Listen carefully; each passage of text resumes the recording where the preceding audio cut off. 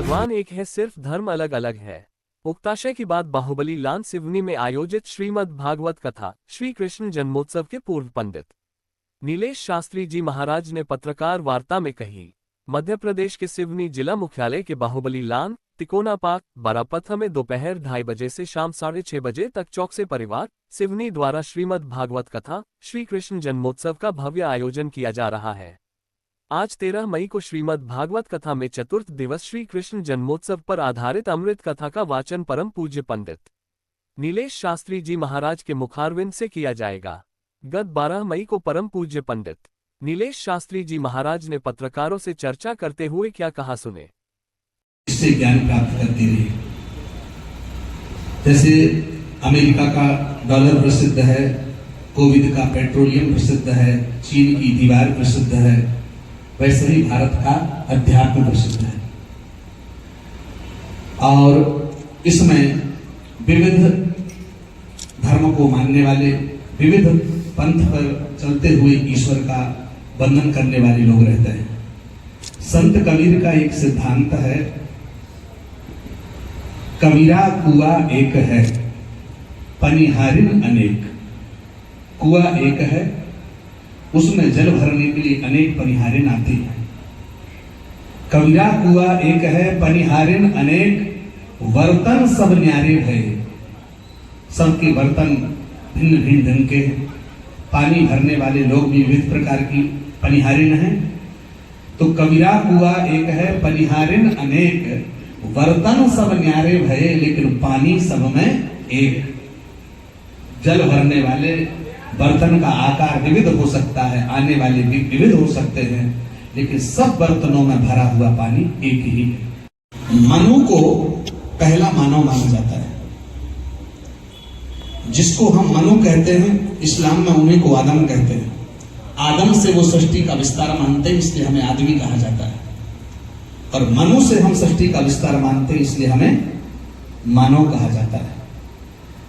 हमारी रुचि के अनुसार से विविधता हो सकती है।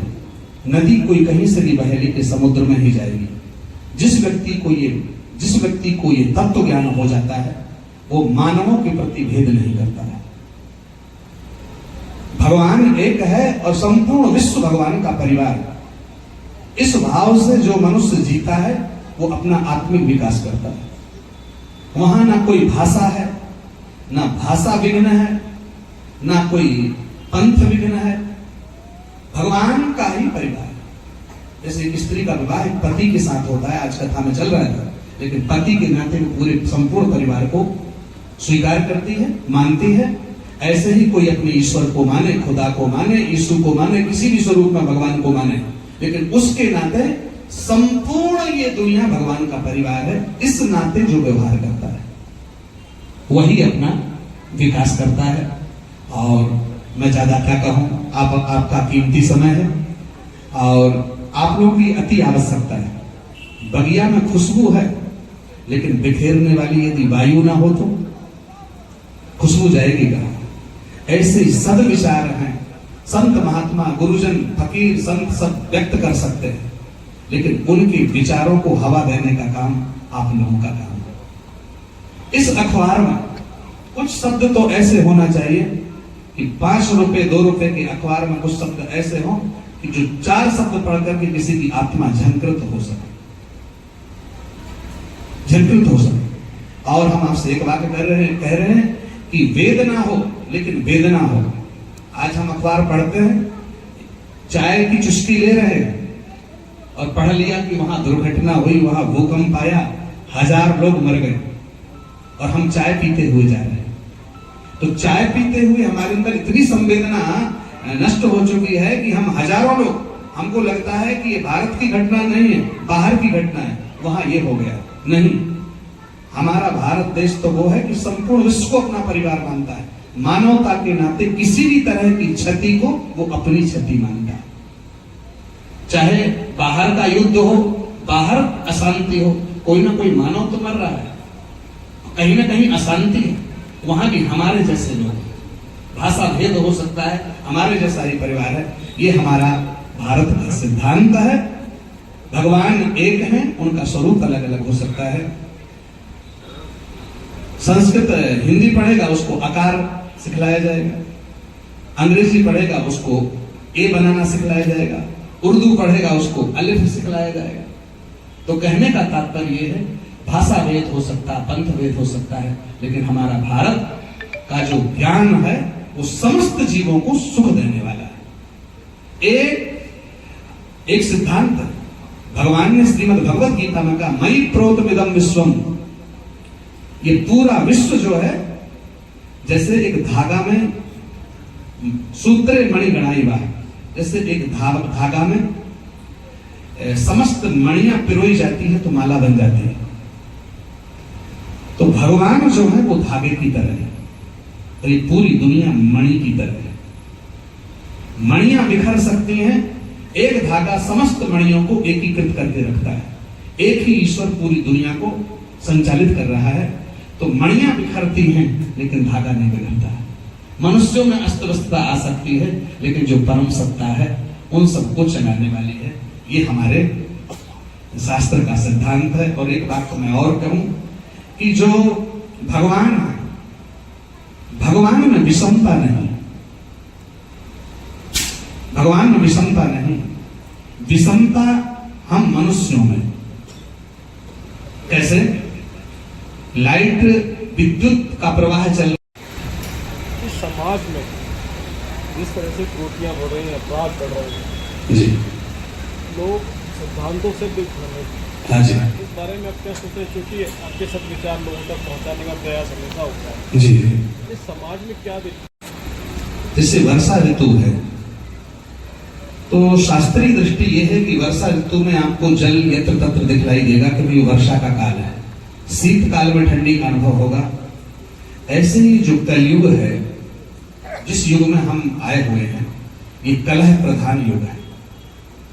कलह प्रधान युग है। बहुत कुछ प्रयास करके भी इस कलह को वही रोक सकता है जो विवेकी पुरुष है।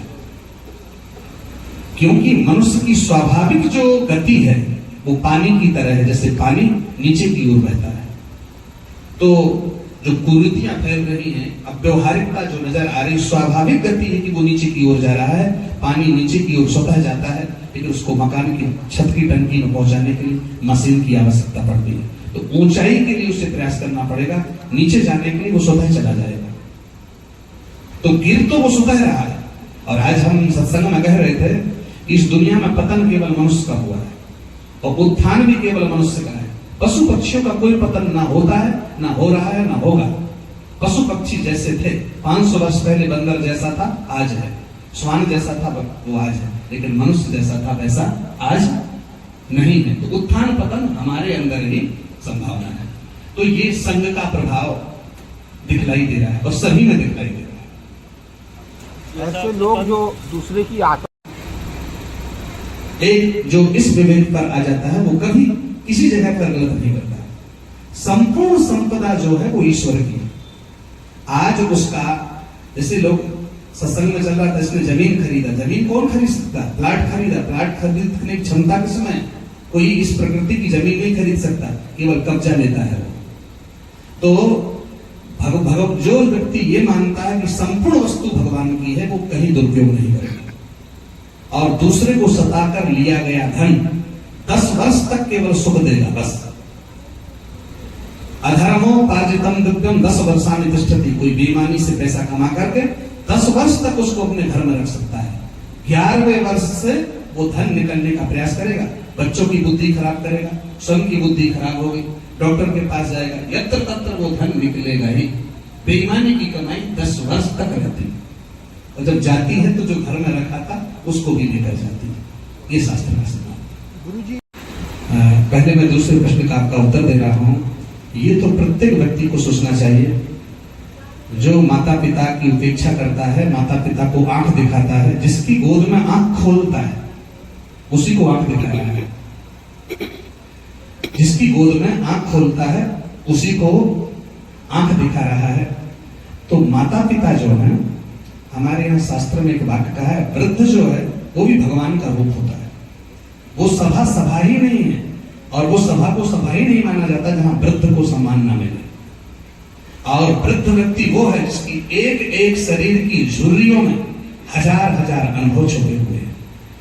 जवान व्यक्ति के पास ऊर्जा है लेकिन अनुभव नहीं है, और वृद्ध के पास अनुभव है लेकिन ऊर्जा नहीं है। कोई अंधा व्यक्ति हो, लंगड़ा व्यक्ति हो, कहीं आग लग जाए, किसी जगह पर कमरे में अंधा और लंगड़ा हो, तो जो वृद्ध हो गए वो लंगड़ा हो गए, और जवान हो अंधा हो, और आग लग जाए तो निकलने का उपाय क्या है, बचने का उपाय क्या है?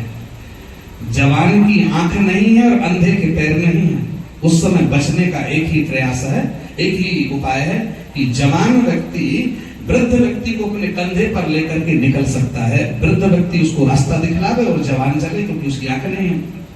तो इस यही है, जवान के पास ऊर्जा है लेकिन दृष्टि, रास्ता का ज्ञान वृद्ध देता है। वृक्ष कितना ही पुराना हो जाए, छाया तो देगा, फल नहीं देगा। तो जिस घर में माता पिता वृद्ध का सम्मान होता है वही सभा है। नसा सभा यत्न वृंद संति वृद्धा। भगवान श्री राम की सभा में नेतृत्व करते थे जामवंत। भगवान श्री राम की सभा में वृद्धों का आदर होता था। और रावण का जो दृष्टिकोण है वो बूढ़ों को क्या कहता है, बूढ़ भयोस न तो मरते हो तो ही, तू बुढ़ा हो गया मैं तुझे मार देता। जहां बुढ़े को प्रताड़ित किया जाए वो रावण की संस्कृति है, और जहां वृद्धों को सम्मान देवे ये हमारे भारत की संस्कृति।